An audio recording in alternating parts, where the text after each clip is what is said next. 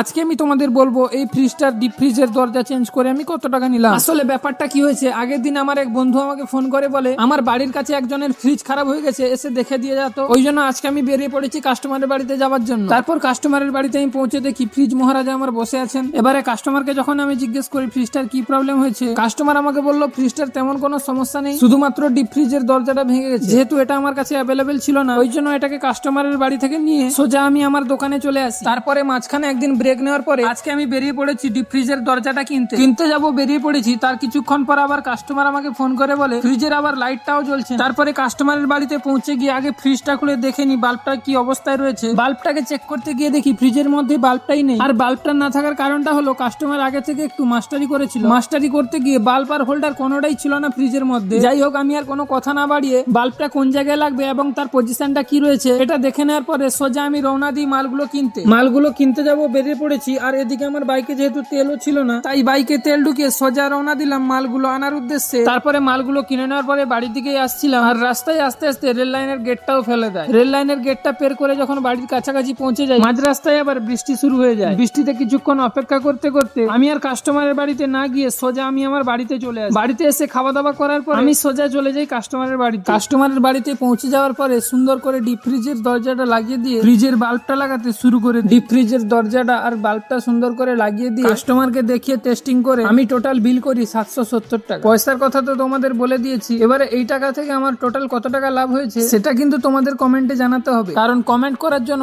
আমার comment box সবসময় তোমাদের জন্য খোলা রয়েছে।